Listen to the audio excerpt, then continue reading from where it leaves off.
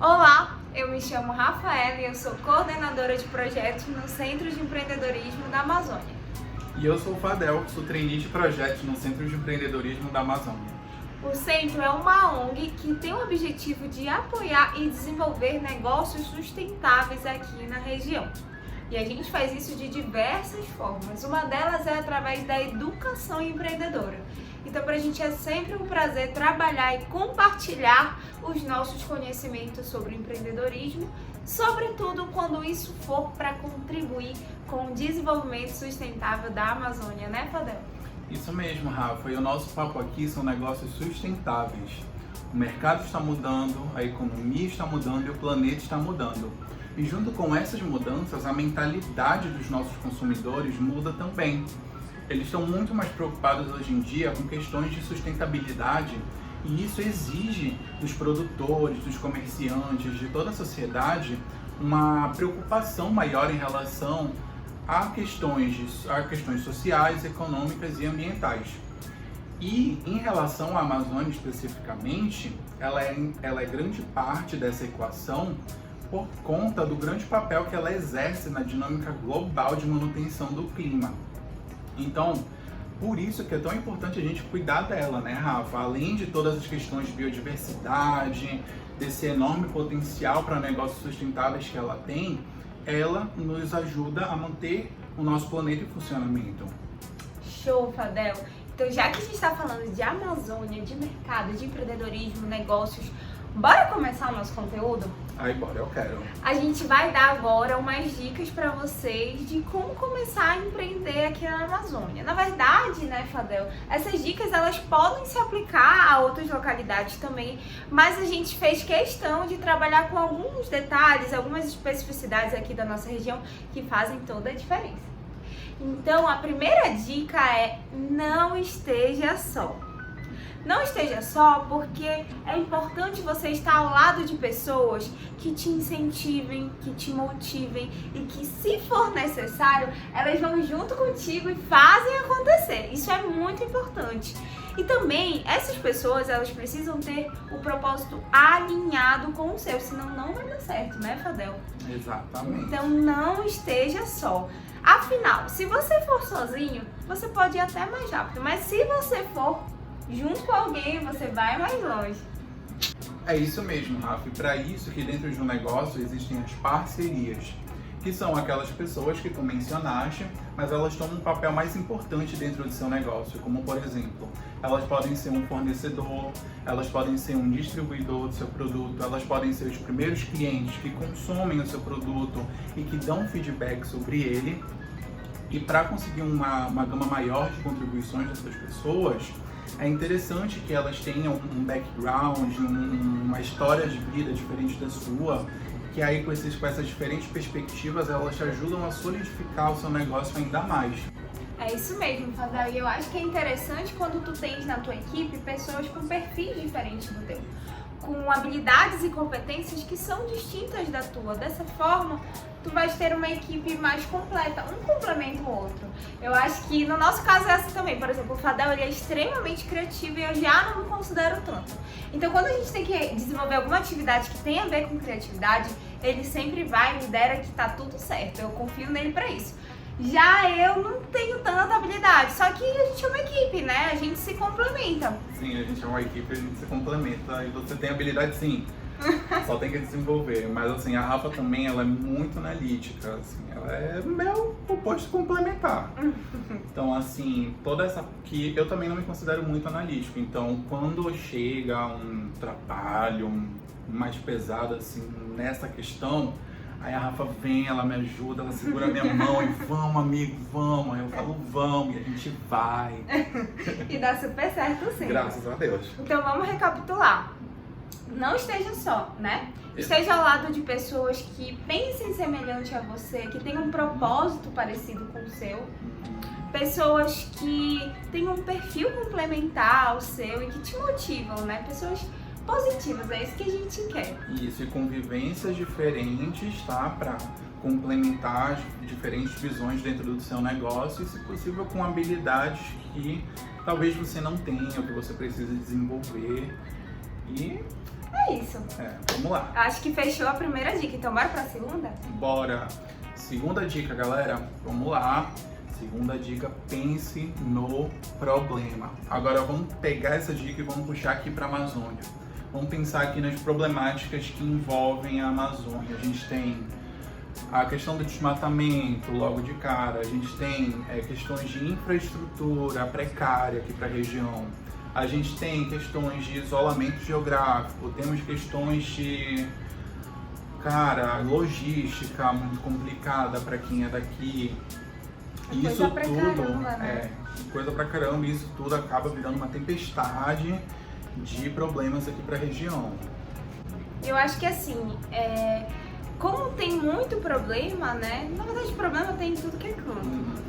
Mas nós, enquanto seres humanos, nós temos a tendência de olhar sempre para a solução, né? A gente tem a tendência de querer logo resolver o problema. E nesse caso, eu acho que no mundo dos negócios é um pouco diferente, né? A gente precisa se dedicar ao problema primeiramente. A gente precisa entender o problema, a gente precisa estudar o problema, a gente precisa defini-lo muito bem. O Fadel deu vários exemplos de problemáticas na Amazônia.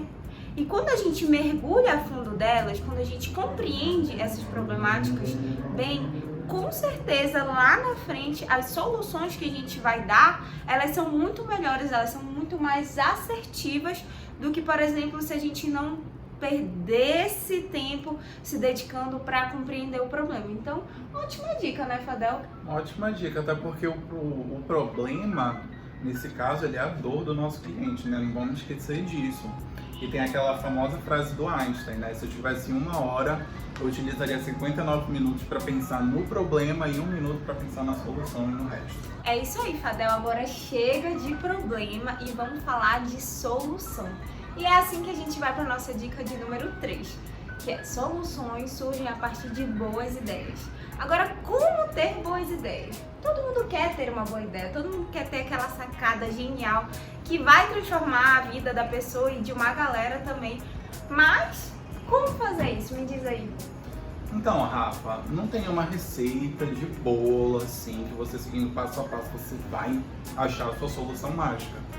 Mas tem a questão que a gente já explicou de pensar bastante no problema, tá? Isso é muito importante. E conversando aqui sobre solução, me lembrei de uma história. A história da palavra eureka, conhece? Ah, eu conheço, eu adoro essa história. É do Arquimedes, um cientista antigo, e ele se deparou com um problema. O problema era, o rei da época pediu para ele medir o volume da sua coroa feita de ouro. Entretanto, ele sabia que ele não podia derreter essa coroa para medir o volume dela, não podia torná-la líquida. E aí ele teve que pensar numa solução mirabolante para sair dessa situação. Ai, eu acho que eu tô lembrando. E aí foi quando ele entrou no banho, entrou na banheira, na verdade, e aí ele percebeu que o volume de água que deslocava da banheira, ele era equivalente ao volume do seu corpo. E ele podia fazer o mesmo para a coroa, assim ele não ia precisar derreter, né, Fadel? Isso mesmo, Rafa, isso mesmo. E assim ele descobriu o volume da coroa e todo mundo ficou feliz. Disse que quando ele descobriu, né, essa solução para esse problema, ele saiu gritando pelas ruas, eureka, eureka, como alguém gritando, descobri, descobri. Daí a assimilação na palavra eureka com descobrir. É legal, né, Fadel, essa história da expressão eureka. Só que assim, não adianta nada a gente ter uma grande eureka, né, uma grande ideia, uma grande sacada se a gente não faz nada com isso. Isso é verdade. É muito importante a gente ir pra prática, ir lá e fazer acontecer. Então, a partir do momento que você tem uma boa ideia, meu amor, vai pra prática. Valida, estuda, pesquisa, faz acontecer. E é agora o momento que você vai para campo. Você vai para campo e você vai conhecer o seu cliente. E aí a gente vai para a dica de número 4, cliente em foco. E quando a gente fala de cliente, a gente fala sobre pessoas. E pessoas têm dores, pessoas têm necessidades, vontades. E é necessário conhecer a realidade delas, não é mesmo, Fadel? É isso mesmo. E nessa parte de clientes, do tratamento com os clientes, entra a grande questão da empatia. Mas o que seria a empatia? A empatia é a nossa habilidade como ser humano de nos colocarmos no lugar do outro, de tentar sentir o que o outro sente, de tentar entender o que o outro vive. E esse exercício de empatia, ele é uma ótima ferramenta para a gente estudar o nosso cliente. Né? Isso. A gente falou muito sobre conhecer o problema, só que aqui a gente está falando sobre conhecer o cliente, que é tão importante quanto conhecê-lo, né? O que ele pensa, o que ele lê, o que ele consome, o que ele espera, quais são as expectativas, quais são as dores, enfim. Como que você vai atender a essas características, né, dos seus clientes? Afinal, os clientes são aquelas pessoas que vão pagar pelo seu produto ou pelo seu serviço e são aquelas pessoas que vão te ajudar a ter viabilidade econômica no seu negócio. Exatamente. Uma questão importante que a gente tem que ter em mente é que a partir desse exercício de empatia a gente consegue tirar diversas informações.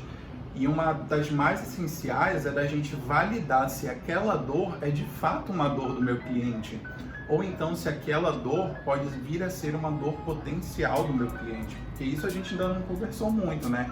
Sobre esse potencial de criar uma dor, tipo, de fazer o cliente descobrir uma dor que ele não necessariamente tinha sentido antes, mas que agora ele sente.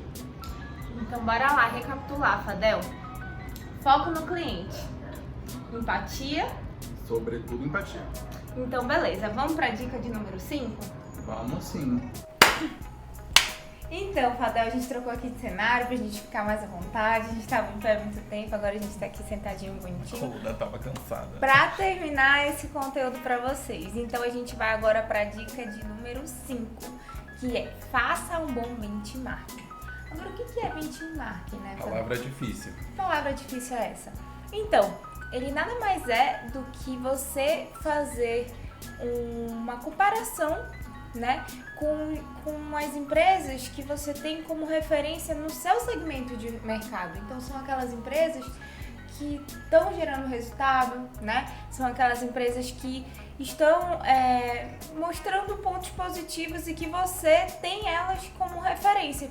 Então, entender o que elas estão fazendo, o que elas fizeram para chegar até no ponto que elas estão hoje, isso é muito importante para você, a partir de então, tomar as decisões para a sua empresa e agregar o que é positivo, né? Isso, e um bom exemplo é que, vamos supor aqui, você está pensando em abrir um negócio de chocolates finos aqui na Amazônia. E, obviamente, você vai ter que lidar com diversos problemas, diversos desafios ao longo do caminho.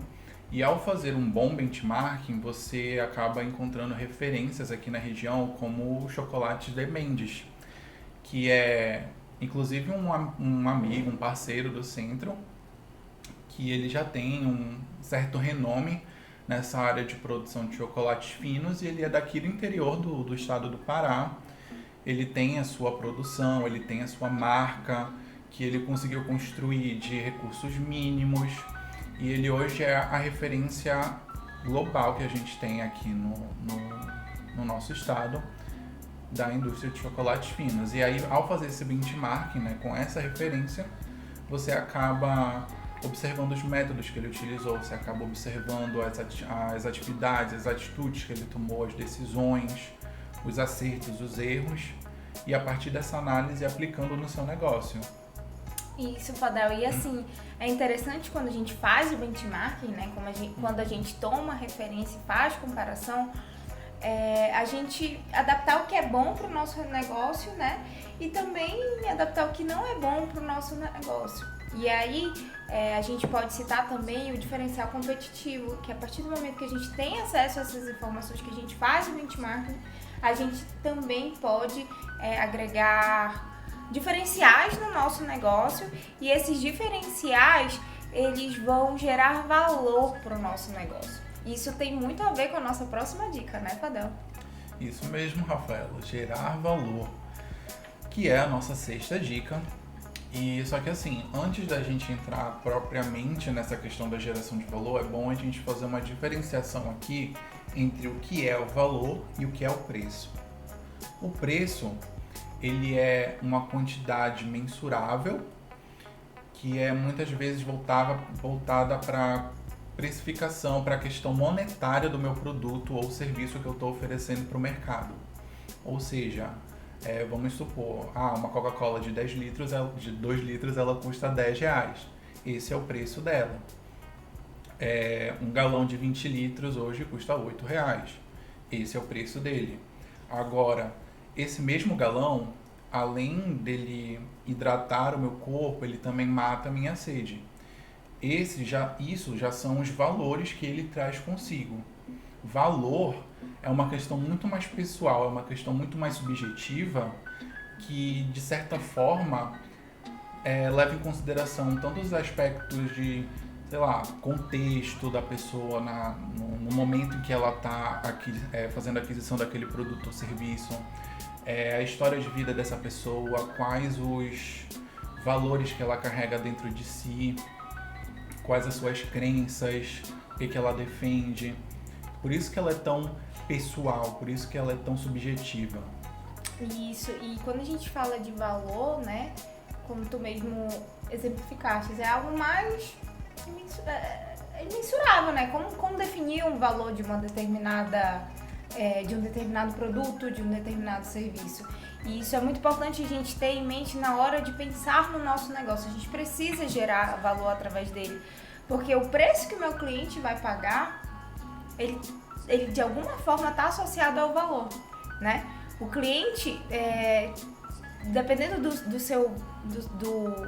do valor do seu produto, né, do preço que você coloca nele, um cliente pode achar caro ou não. E o que vai determinar isso é a proposta de valor. É muito importante a gente ter isso em mente. E agora a gente vai para a próxima dica. Já tô dando spoilers da próxima dica. Então, galera, para a dica 7, a gente vai trabalhar com vocês agora a questão de ODS.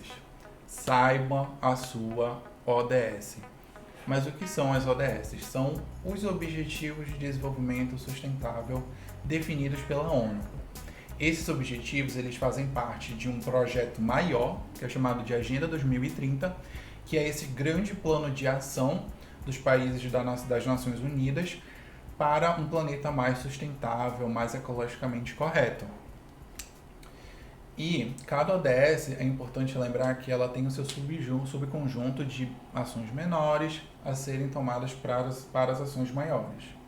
Isso, Fadel. E ao todo são 17 objetivos de sustentabilidade da ONU. Objetivo pra caramba, né? Demais. E eles são muitos objetivos porque eles englobam tudo. Saúde, educação, emprego, geração de renda.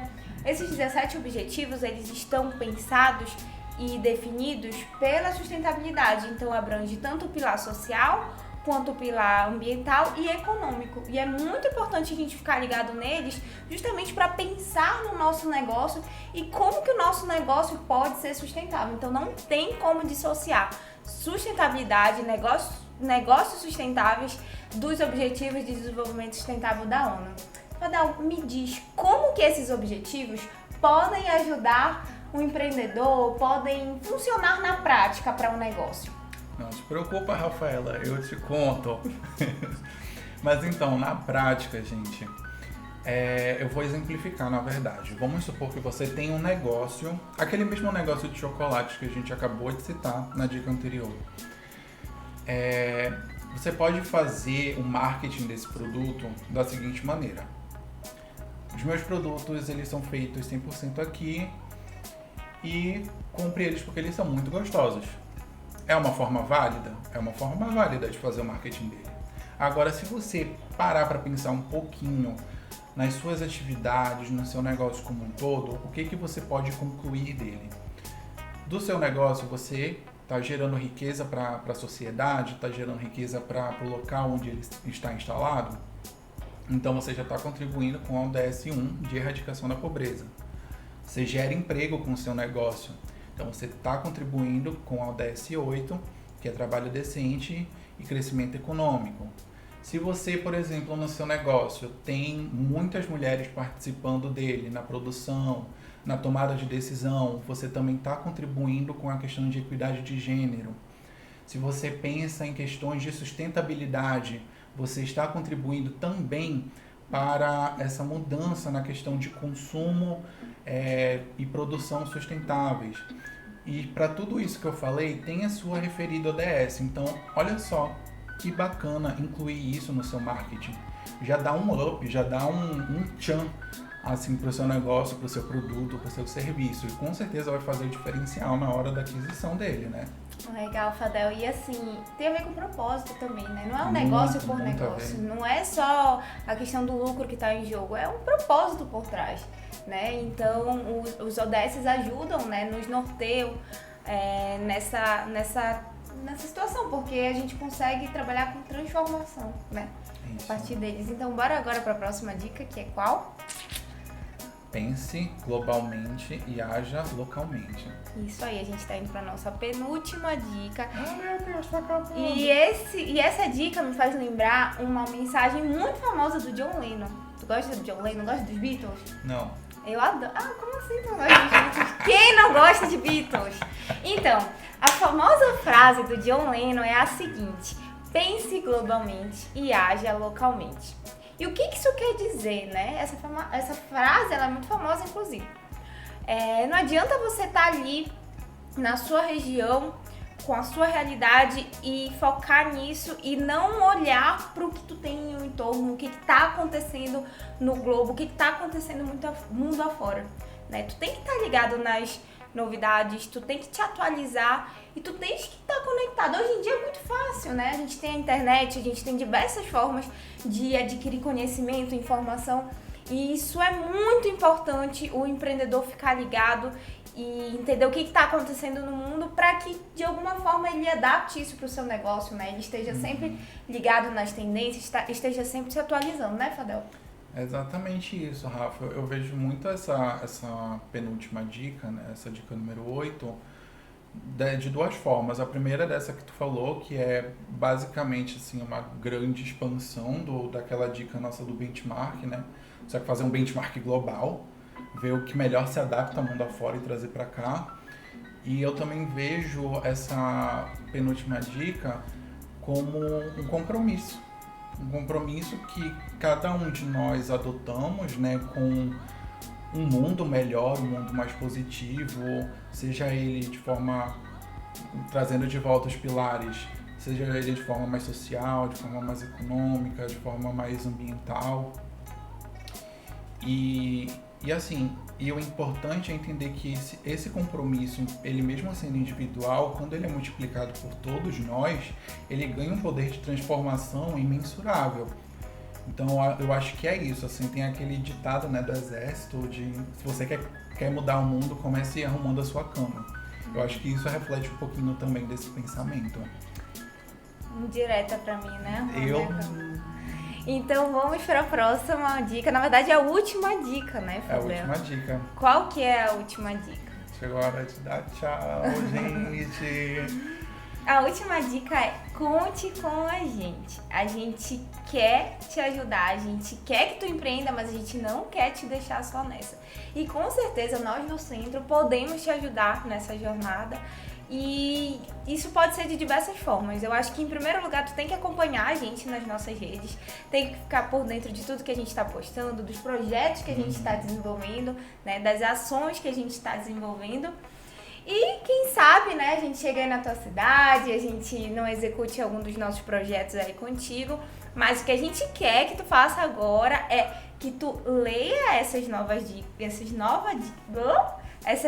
dicas que tu vai ter acesso a um conteúdo em PDF e tu vai poder ler elas e vai poder... E eu não quero que tu só leia, eu quero que tu execute elas, eu quero que tu vá pra prática pra que de alguma forma tu gere um resultado, né? Eu não quero que tu fique só na teoria, não, eu quero que tu vá pra prática. Agora, por que 9 e não 10 dicas, Fadel?